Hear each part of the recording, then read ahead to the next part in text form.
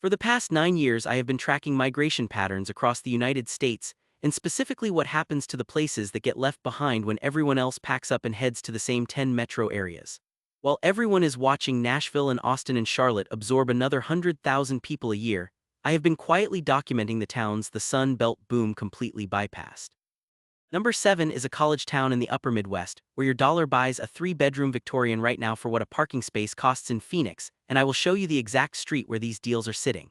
Back in 2021 and 2022, when mortgage rates were at historic lows and everyone thought real estate only went one direction, millions of people made the same bet on the same markets. Then rates tripled. Prices in those Sun Belt cities did not correct the way people thought they would, they just stopped moving. And now you have folks stuck between a mortgage they cannot afford and a market that will not let them out. The places I am about to show you were never part of that cycle. They were not hot, they were not even warm, and that is exactly why they matter right now. Before I show you all 11, I need you to do one thing. Hit that subscribe button right now, because the housing information you are getting from mainstream real estate coverage is sending everyone to the same overpriced markets, and I am not interested in being part of that noise. This channel is about showing you where your money still works. Number 11 is Marquette, Michigan. This is a town of 21,000 people on the southern shore of Lake Superior. It has a state university, it has a regional medical center, it has an actual downtown with occupied storefronts, and it has median home prices sitting at $138,000 right now. Let me put that in perspective. The median home price in Boise, Idaho right now is $495,000. In Raleigh it is $412,000. In Austin it is $460,000. Marquette is 72% cheaper than Boise. You are not buying a teardown, you are buying a legitimate 3-bedroom house with a yard and a garage in a neighborhood with streetlights and plowed roads. I know what you are thinking. It is cold, it is remote, there are no jobs. Let me address all three. Yes, it is cold. Marquette gets an average of 149 inches of snow per year. That is not a typo. If you hate winter, this is not your place. But if you can handle a real winter, you get something nobody in Sun Belt cities can buy at any price right now. You get affordability and stability in a town that is not dying. The university enrollment is stable. The hospital is expanding. Downtown has coffee shops that have been there for 15 years, not 15 weeks. Remote work is real in Marquette because the university built out fiber internet infrastructure that most rural towns do not have. I talked to a guy in August of last year who moved there from Denver. He was paying $2,200 a month for a 1-bedroom apartment. He bought a full house in Marquette for $143,000. His mortgage payment is $760 a month including taxes and insurance. He works fully remote for a tech company in Seattle. He bikes to the lake in the summer. He cross-country skis in the winter. He is 41 years old and he just paid off his student loans because his housing cost dropped by $1,800 a month. When everyone else was fighting over the same overpriced Sun Belt inventory, he went north and bought space and time. Number 10 is Dubuque, Iowa. Population 59,000, sits on the Mississippi River at the intersection of Iowa, Wisconsin, and Illinois. Median home price right now is $162,000. This is not a farm town, it is not a ghost town. It has a riverfront that was revitalized in the early 2000s. It has 4 colleges including a private university and a theological seminary. It has 3 hospitals. It has an IBM facility that has been there since the 1950s. It has a shot tower from 1856 that is now a museum. You can buy a century-old brick home with hardwood floors and 10-foot ceilings for $150,000 in a walkable neighborhood 4 blocks from the river. I went through Dubuque in October of 2023. I was expecting rust and decay. What I found was a farmer's market with 30 vendors. A downtown with local breweries and a bookstore that had been in business since 1974. A bike path that runs along the river for miles. No, it is not Nashville. There are no hot chicken restaurants and no pedal taverns. But you know what else it does not have? It does not have Californians and New Yorkers bidding up every listing by $60,000. It does not have rent that doubled in 4 years. Property taxes on a $160,000 house in Dubuque run about $2,200 a year. In Austin, the property taxes alone on a $400,000 house are running $7,500 to $8,500 a year. You are saving $6,300 a year just on the tax difference. That is $525 a month that stays in your account instead of going to the county. Dubuque missed the boom. It also missed the hangover. If you are a retiree who wants 4 actual seasons, a real downtown, and a cost of living that does not require a 6-figure income, this is what that looks like. Number 9 is Elmira, New York. Population 26,000. Sits in the southern tier region of New York State about 90 minutes south of Syracuse and 20 minutes north of the Pennsylvania line. This was Mark Twain's summer home for 20 years. It has a college, it has a regional airport, it has a downtown with 19th century architecture that has not been torn down. Median home price is $109,000. That is not a misprint. You can buy a 3-bedroom house with a front porch and a basement for what a used Honda Civic costs. I know what you're thinking. New York State has brutal taxes, you are right, but you're thinking of Westchester County and Long Island. Elmira is not that. Property taxes on a $100,000 home run about $2,800 to $3,000 a year. Still higher than Iowa or Michigan, but nowhere near what people assume when they hear New York. You are also 30 minutes from Pennsylvania. You can buy land across the border if you want even lower taxes and still access Elmira's amenities. The town itself is not thriving, but it is not collapsing either. It has a Wegmans, it has an Aldi, it has a Walmart and a Lowe's. The downtown has a brewery and a performing arts center that hosts touring acts. This is not a metropolis. It is a small city that got left behind by the economy in the 1980s and never recovered. But that also means it never inflated. If you are looking for the absolute lowest entry cost to homeownership in a place that still has infrastructure and services, Elmira is on that list. The people I know who moved there are remote workers and retirees who wanted to own a house outright in under 3 years.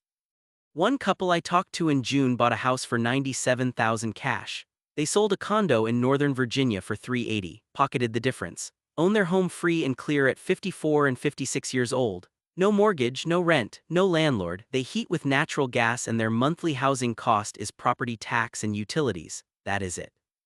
Number 8 is Terre Haute, Indiana. Population 58,000, sits on the Wabash River in western Indiana about 70 miles west of Indianapolis. It has Indiana State University, it has a regional hospital system, it has a downtown that is trying. Median home price is $94,000. You read that correctly. You can buy a single-family house for less than $100,000. Not a mobile home, not a teardown, a house. I drove through Terre Haute in the spring of 2022.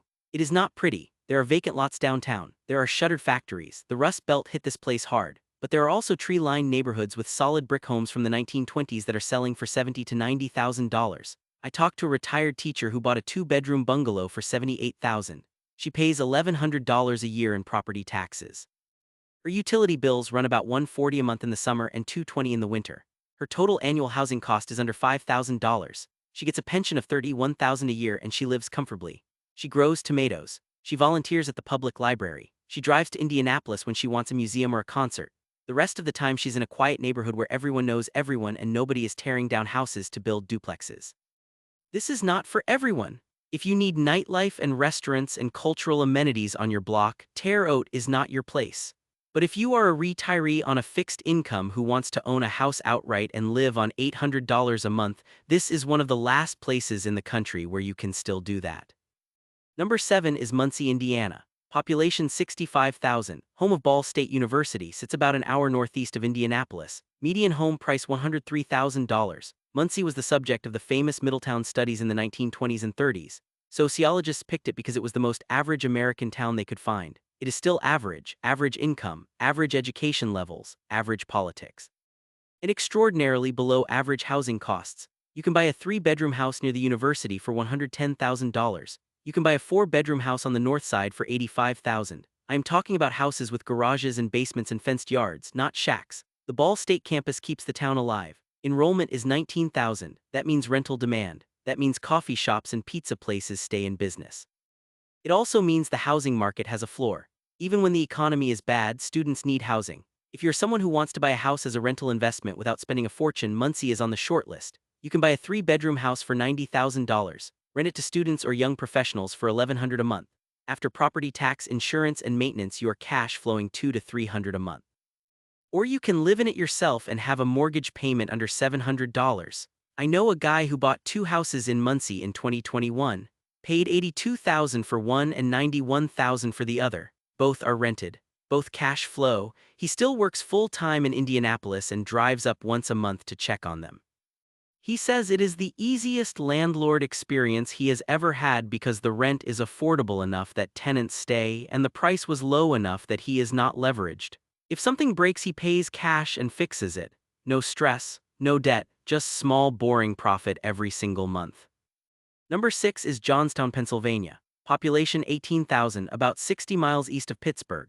This is the town that had the famous flood in 1889 that killed 2,200 people. It was a steel town. The steel industry collapsed. The population collapsed with it. In 1940, the population was 67,000. Now it is 18. Median home price $54,000. Yes, $54,000. You can buy a row house with 3 bedrooms for $40,000. I am not exaggerating. I pulled listings in November of last year. There were houses listed under 50,000 that were inhabitable, not gut jobs, not condemned, livable. Let me be very clear about what you're getting. You are getting a town that has been in decline for 50 years. There are entire blocks that look like teeth missing from a mouth. There are houses that should be demolished and have not been. The downtown has more empty buildings than occupied ones, but there are also neighborhoods that are holding on.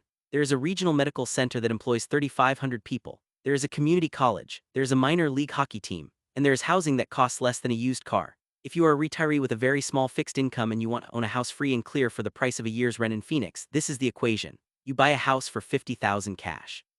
You spend another 10,000 fixing what needs fixing. You now own a house for 60,000 total. Property taxes are $900 a year. Utilities run about $180 a month. Your total annual housing cost is $3,100. That is $258 a month. If you have a social security check of $1,500 a month, you can live in Johnstown and still have $1,200 left for everything else. It is not glamorous.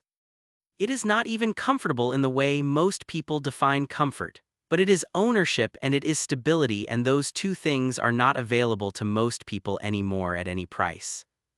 Number 5 is Danville, Illinois. Population 30,000, about 40 miles west of the Indiana border and about 30 miles north of Champaign, another former industrial town that never recovered. Median home price $68,000. You can buy a house with a garage and a yard for $55,000.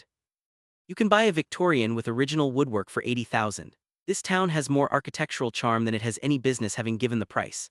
There are blocks of brick homes from the early 1900s that would cost $800,000 if they were in a desirable market. Here they cost $75,000. I know what you're holding back. You are thinking these towns are cheap because they are dying. You are partially right. Danville's population peaked in 1970 at 42,000.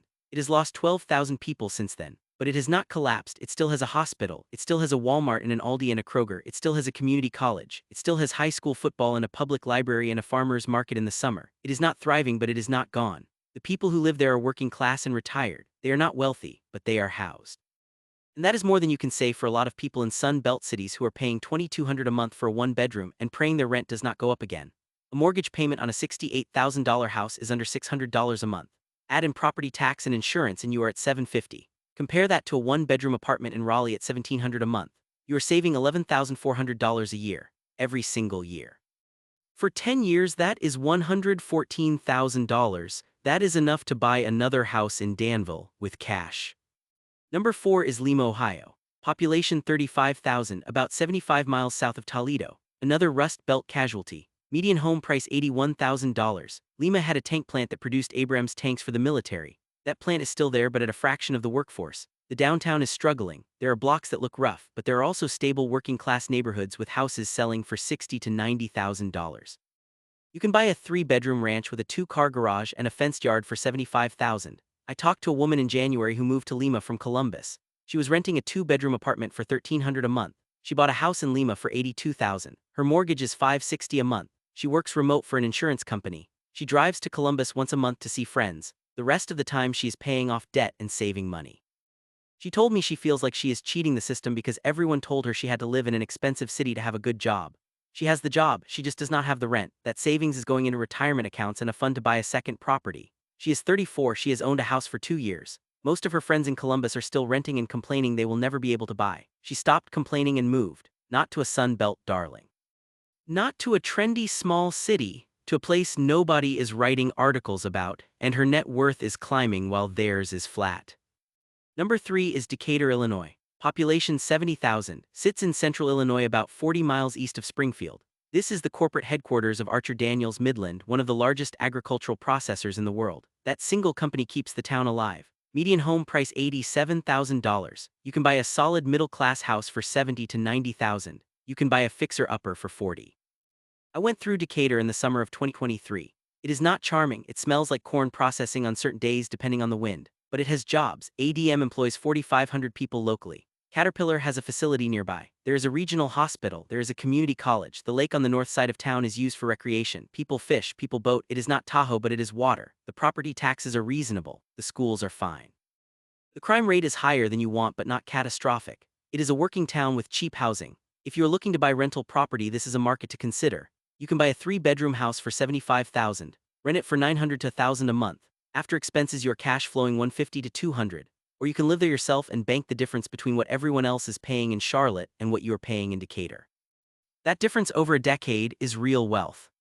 Number 2 is Flint, Michigan. Population 81,000. Yes, that Flint. The water crisis Flint. Let me say this up front. The water situation has been largely fixed. It is not perfect. There are still homes with old service lines that need replacing. But the acute crisis is over. The city has replaced more than 10,000 lead service lines. Bottled water distribution ended in 2020. The water now meets federal standards.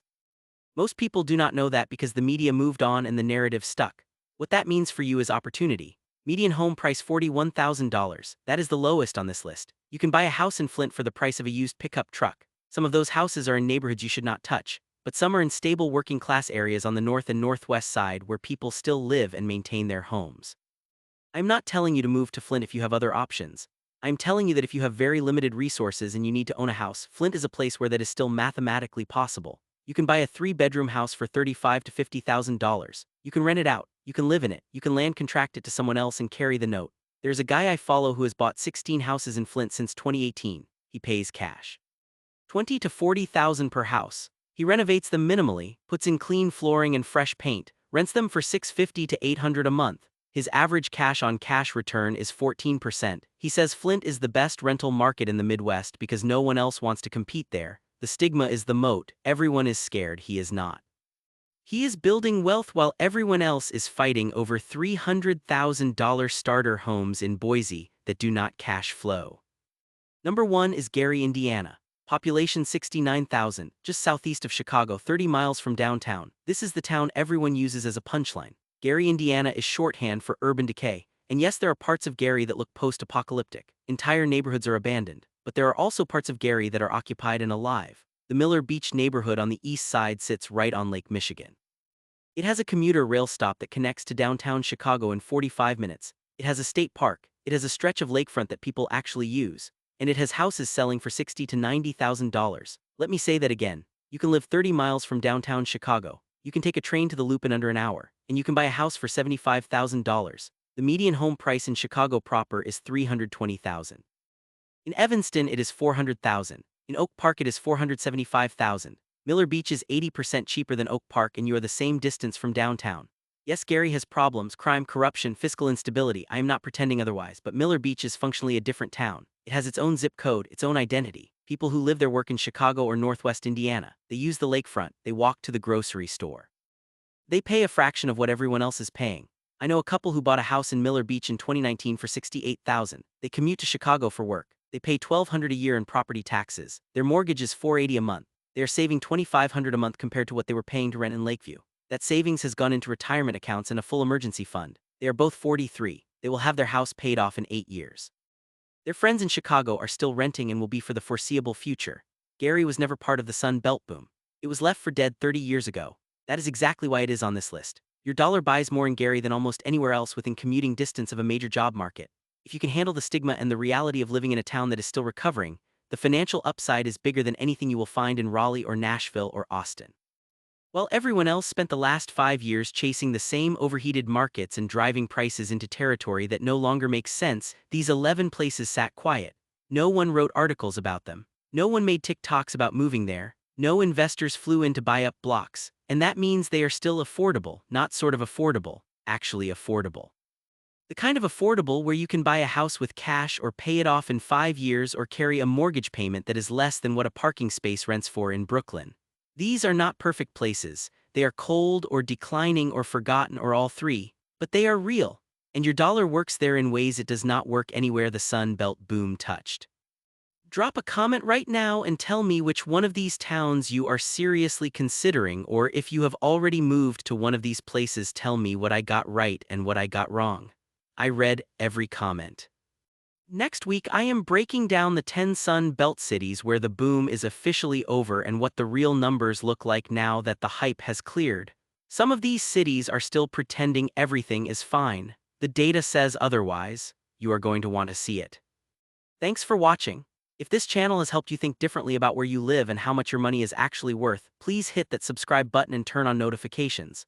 We are covering housing markets nobody else is talking about because the mainstream real estate industry has no incentive to show you these places. They make money when prices go up. They make money when you compete. They make money when you panic and overpay. I make nothing if you stay rational and buy something affordable in a place that actually works for your life. So subscribe if you want the unfiltered truth about American housing. The next video drops on Thursday. See you then.